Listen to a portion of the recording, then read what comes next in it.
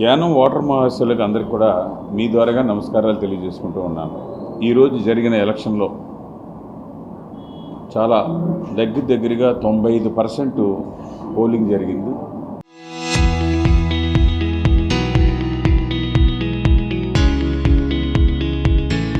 ఈ 95% కూడా ప్రజలు చాలా సంతోషంగా వచ్చి ఓట్లు వేశారు.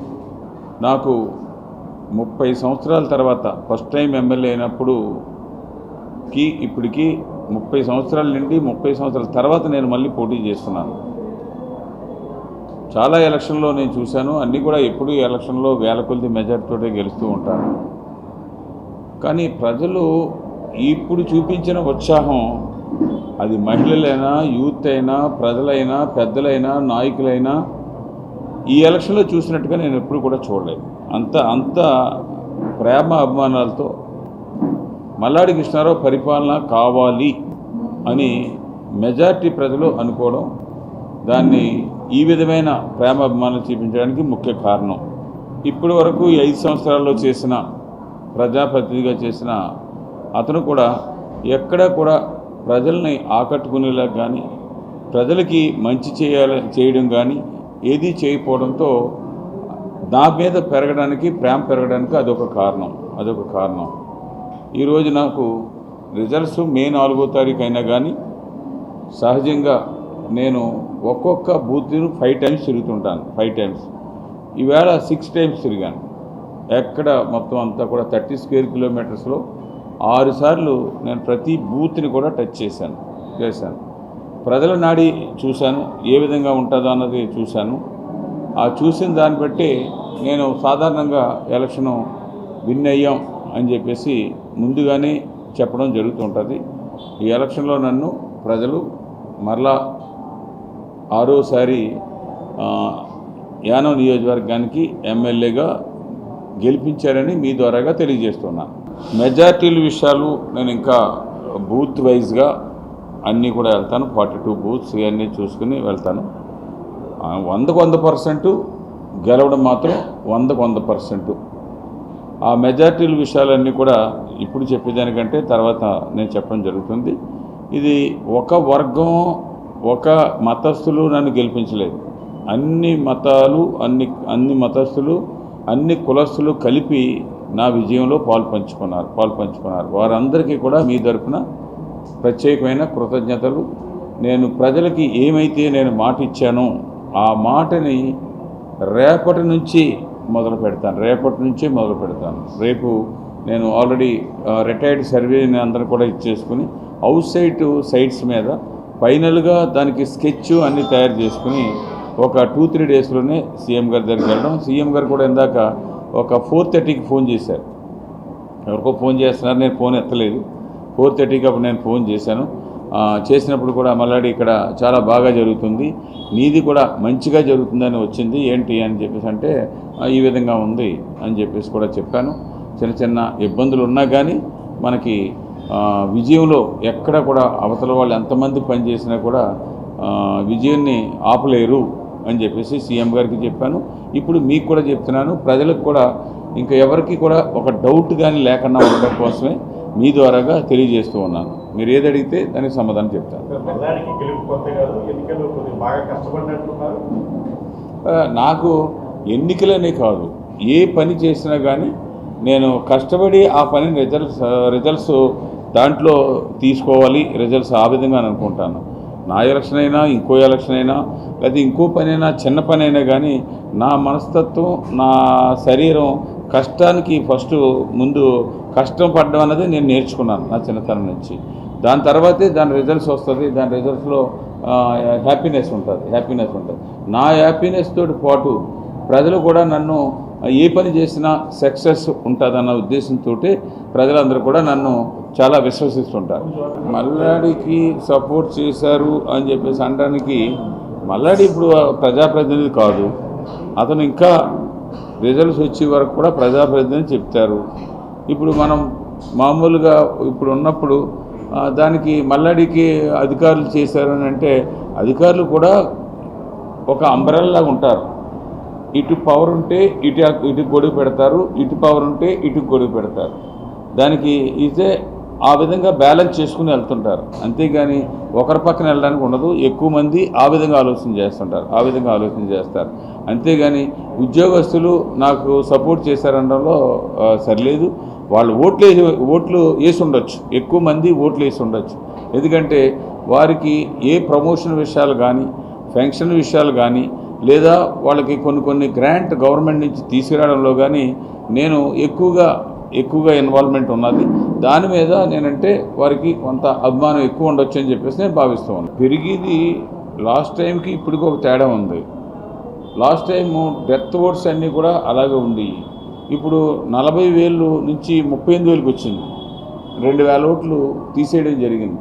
ఇతర ముందు భార్య కానీ భర్త కానీ ఇతర ఊరు నుంచి వచ్చిన వాళ్ళు కూడా వాళ్ళు ప్రూవ్ చేసుకోకపోవడంతో కొంత అశ్రద్ధ చేయడంతో వాళ్ళ ఓట్లు కూడా పోయాయి. దగ్గరగా 2,200 ఓట్లు పోయి ఉన్నాయి. అప్పుడు దానికి ఇప్పుడు లాస్ట్ టైం చూస్తే కొంతమంది ఓటుకి రారు ఎక్కువ మంది. ఇప్పుడు అప్ టు డేట్ ఉంది కాబట్టి పర్సంటేజ్ పెరిగినట్టుగా కనపడుతుంది. ఈవేళ కూడా ఒక 4-5 బూత్లో మినీ సివిల్ స్టేషన్ బూత్లో కానీ, అలాగే వెంకటనగర్ బూత్లో కానీ, అలాగే మిగతా 4-5 బూతుల్లో ఒకసారి కాదు 2-3 సార్లు కూడా ఈఎంలో కొంచెం ప్రజల్ని ఇబ్బందికి గురి చేశాయి. 15 నిమిషాలు అరగంట ఆగిపోవడం, వాళ్ళందరూ అసలు నాకు ఇదేంటి అని చెప్పేసి కొంతమంది తిరిగి వెళ్ళిపోవడం, ఈ విధమైన సంఘటనలు కూడా ఇవాళ జరిగాయి. అంటే నా దృష్టికి నేను ఉన్నప్పుడు సంఘటనలు ఎక్కడా జరగలేదు. పరంపేటలో ఒకటి, అలాగే కుర్సాన్పేట ఒకటి, సావిత్రినగర్ ఒకటి, తోసుకోవడాలు మీతోటి కంపేర్ చేస్తే, ఆంధ్రాతోటి కంపేర్ చేస్తే అది గొడవే కాదు. కొట్లాటలు గట్ట కాదు, తోసుకోవడాలి. ఎప్పుడు కూడా నేను బూత్ వైజ్గా నాకు ఉండే కాల్కులేషన్స్ నాకు ఉంటాయి. క్యాస్ట్ వైజ్గా కాల్కులేషన్ చేసుకుంటాను, బూత్ వైజ్గా చేసుకుంటాను. ఎలక్షన్ రోజుని ఎలా పనిచేశారో దాన్ని బట్టి నేను చూసుకుంటాను. నా కార్యకర్తలు కానీ, ఓటర్స్ కానీ ఇప్పుడు వరకు ఎప్పుడు కూడా నా ఎలక్షన్లో ఎప్పుడు ఒక ఇంచు కూడా ఫెయిల్ అవ్వలేదు. ఎంత మనకు ఓట్లు వస్తాయి, వాళ్ళకి ఎంత వస్తాయి అనేది కూడా నేను కాల్కులేషన్లు నాకు ఉంటాయి. అందుకని మీరు కూడా చాలామంది ఇందులో రియల్గా న్యూస్ ఎవరికి ఉంది, ఎవరికి బాగుందన్న విషయాల్లో మీకు కూడా అదే రాష్ట్రం అంతా కానీ ఎలక్షన్ జరిగి ఉంటే మీరు యానం మీద ఎంత ఇంట్రెస్ట్ ఉండదు. యానాన్ని మక్కి మీరు చెప్పేంత శక్తి మీకు కలిగింది. ఇది మీకు ఈ ఛానల్స్ కానీ అన్నీ కూడా యానం దాని మీద నాతోటి పాటుగా మీకు అందరికీ కూడా యానం గురించి బాగా తెలిసిపోయింది. ఫైట్ అంటే అతనిలాగా 300, 500, 1000 లోపు అలా గెలిస్తే ఫైట్ అంటారు. అలా ఉండదు. ఎలక్షన్ చాలా ఇదిగా ఉంటుంది. ఫైట్ అంటే ఆ ఫైట్ కాదు.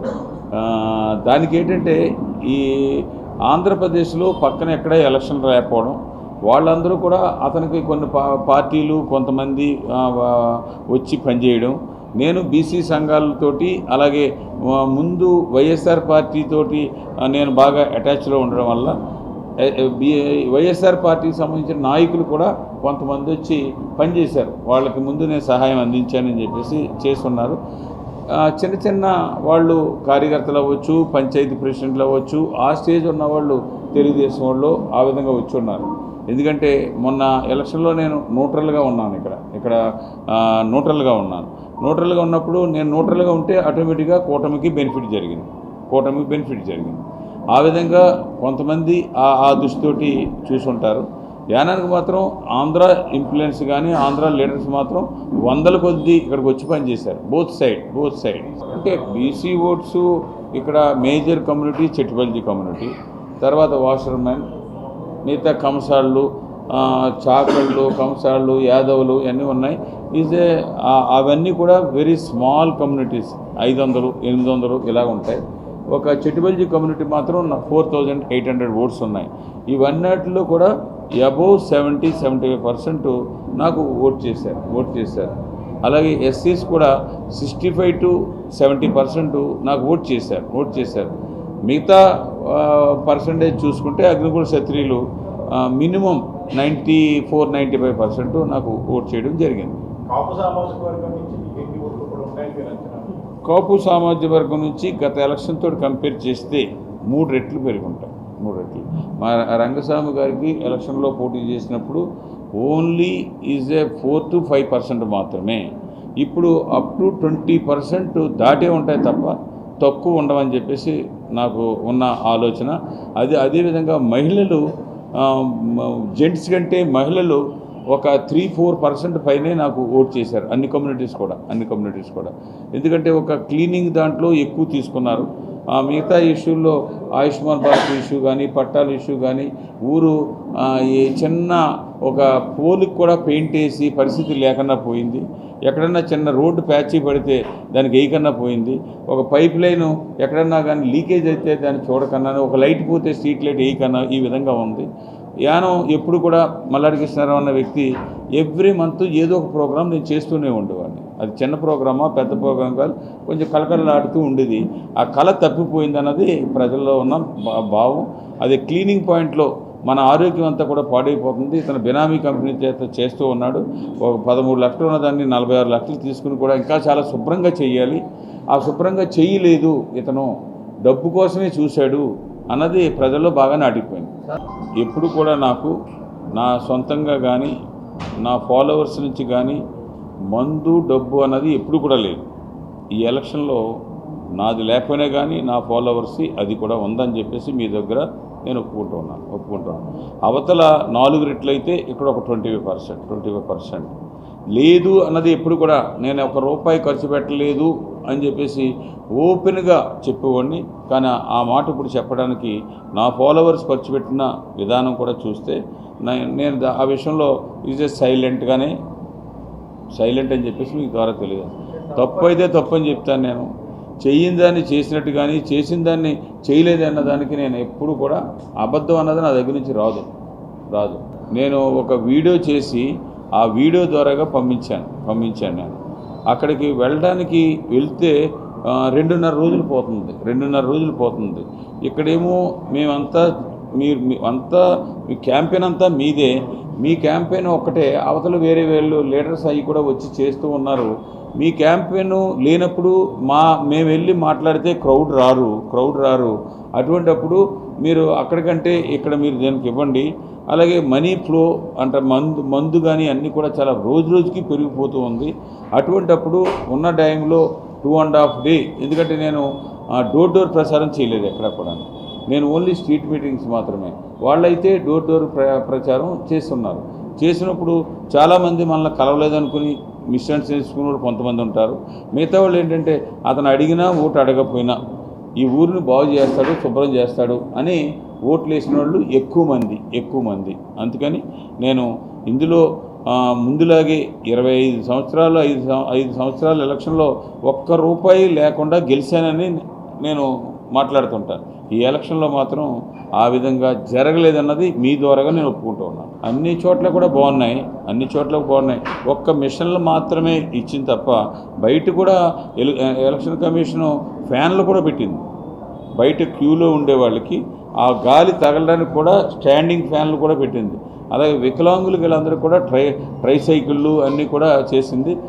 ఎలక్షన్ కమిషను ఇక్కడ ఉన్న ఆఫీసర్లు కానీ, పోలీసు కానీ, ఆ పనిచేసిన ఎవరైతే టీచర్స్ ఉన్నారో ఎలక్షన్లో అందరూ కూడా ఎక్సలెంట్గా పనిచేశారు. నాది చెప్పింది చేస్తాడన్నది నా మీద ఉన్న నమ్మకం. గత మల్లాడి ముందు పరిపాలన ఎలా ఉంది, మల్లాడి వచ్చిన తర్వాత పరిపాలన ఎలా ఉందని చూశారు. నా తర్వాత వచ్చిన 5 సంవత్సరాల పరిపాలన కూడా కంపేర్ చేసుకున్నారు. చూస్తే నా మీద ఎక్కువ మెజారిటీ పీపుల్కి నా మీద ప్రేమ ఎక్కువైంది. అది రాబోయే రోజుల్లో ఇప్పుడు 5 సంవత్సరాలు అశ్రద్ధకు గురైంది. ఏదన్నా సెంట్రల్ గవర్నమెంట్ నుంచో స్టేట్ గవర్నమెంట్ నుంచి పట్టుకొచ్చారంటే అది మల్లాడే పట్టుకొచ్చారు. అతను ఏది చేయలేదు. అందుకని మల్లాడికి కానీ మళ్ళీ మనం అధికారాన్ని ఒక్కసారి మల్లాడిని మళ్ళీ అధికారంలో తెచ్చుకుంటే చాలా పనులు చేస్తారు అన్న నమ్మకంతో ప్రజలు నన్ను విశ్వసించారు. నేను ఎప్పుడు ఏ మాట చెప్పినా మెజారిటీ పీపుల్ నా మాటని గౌరవిస్తారు. ఏదో ఎలక్షన్ దృష్టిలో పెట్టుకుని మాట్లాడడం కానీ అలాంటిది ఎప్పుడు మాట్లాడను. మీకు కూడా నేను చెప్పేయచ్చు, నేను ₹1 ఖర్చు పెట్టలేదు, ఏమీ చేయలేదని చెప్పేయచ్చు. కానీ జరిగిందన్నది నాకు తెలుసు. అది నాదా ఇంకోటి అన్నది మనకి కాకపోయినా నా స్నేహితులు ఖర్చు పెట్టారు అన్నది నాకు తెలుసు అన్నప్పుడు 100% ఒప్పుకోవాల్సిందే. ఆ పక్కనైతే ప్యాకెట్ల మీద, ఈ చెత్త మీద, టెండర్ల మీద వచ్చిన డబ్బు 100 కోట్లు. దాంట్లో 25 కోట్లు 30 కోట్లు ఖర్చు పెడితే అతనికి ఏమవుతుంది. ఇక్కడ ఏ రూపాయి ఖర్చు పెట్టినా మనకు భారం అవుతుంది. దానికి కూడా నేను 4 రోజులు అసలు ఒప్పుకోలేదు. స్నేహితులు మేము చేసుకెళ్తాం, మీరు మీరు మీరు మీది కాదు అని చెప్పేసి అంటే అప్పుడు ఆ విధంగా జరిగింది కూడా ప్రజలు ఆ విధంగానే భావిస్తున్నారు. సవాలు అన్నది ప్రతి సవాలు ఉండాలి. అతను ఒక మాట 2 మాటలు మాట్లాడాడు. అతను ఒక స్టేజ్ మీద మేము ఫంక్షన్లో ఇస్తున్నప్పుడు రీజనల్ అడ్మినిస్ట్రేటరు అతను నేను సోషల్ వెల్ఫేర్ సంబంధించిన అధికారులు ఉన్నప్పుడు రాబోయే మార్చి కల్లా ఇతను ఫినిష్ చేస్తానని చెప్పేసి అన్నాడు. అక్కడే నేను ఇదయ్యి నువ్వు కాదు కదా, నీ బాబు తరం కూడా కాదని ఆవేశంతో నేను మాట్లాడడం జరిగింది. దాని తర్వాత మొన్న ఎలక్షన్ మీటింగ్ పెట్టినప్పుడు ఒక 300-400 మంది ఉన్నప్పుడు పట్టుకున్నది వీడిని నేను రాజకీయంగా అనలేదు, వీడిని త్వరలోనే అంతం చేస్తానని చెప్పేసాను. ఆ దానికి నేను రెస్పాండ్ అయ్యి ఇదిగో ఈ విధంగానే నువ్వు కూడా మళ్ళీ నాకు సవాళ్ళు ఏంటన్నది నువ్వు స్వీకరించానన్నావు. అతను మాట్లాడలేదు, కానీ నా సవాల్ని నేను దానికే కట్టుబడి ఉంటాను. ఇటువంటి ఓసరవెల్లి లాంటి నాయకులందరూ కూడా నమస్తే యానం అని ఒకరు, మిగతా వాళ్ళందరూ రావడానికి కారకుడు మల్లాడి కృష్ణారావు. ఎప్పుడైతే నేను పోటీలో ఉన్నానన్నారో వీళ్ళందరూ కూడా ఒక్కొక్కరు వచ్చారు. అతను పోటీలో ఉంటానంటే లాస్ట్ టైమే ఎలక్షన్కి ఈ విధంగా తయారయ్యి వచ్చేవాళ్ళు కాదు అన్నది ప్రజల ఒపీనియన్. నా ఒపీనియన్ అయితే అది కరెక్ట్ కాదు. ఇవాళ కాకపోతే రేపు రాబోయే టైంలో కూడా ఎంతోమంది వస్తూ ఉంటారు. ఆ వచ్చినప్పుడు ఆ లీడర్షిప్ తయారవుతుంటారు. దానికి మల్లాడి కృష్ణారావు లేకపోవడం వల్లే వచ్చారు అనేది ప్రజల ఒపీనియన్ తప్ప నాది 100% అది కాదు. నమస్తే యానం అని వచ్చారు, ఇవాళ ప్రజలు బై బై యానం అని చెప్పేసి పంపించేస్తున్నారు. ప్రతిపక్షం యానంలో మీ ఆంధ్రలాగా అధికారం ప్రతిపక్షం అని ఉండదండి. ప్రతిపక్షం అని అంటే ప్రతిపక్షంగా ఆ పాత్రలు ఇక్కడ ఉండవు. పని చేయాలి. ఇక్కడ ఉన్న ప్రజల సమస్యని 850 కిలోమీటర్ల దూరం తీసుకెళ్ళి పని చేయాలి.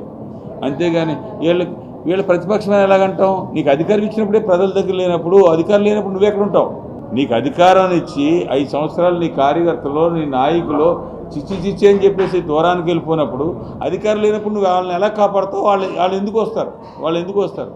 అందులో పనిచేసిన వాళ్ళు ఎక్కువ మంది నా దగ్గర ఉన్నారు. రాబోయే రోజుల్లో ఇప్పుడు ఓడిపోయిన తర్వాత కూడా మిగతా జనం అందరూ కూడా మళ్ళీ నా దగ్గరికి వస్తారు.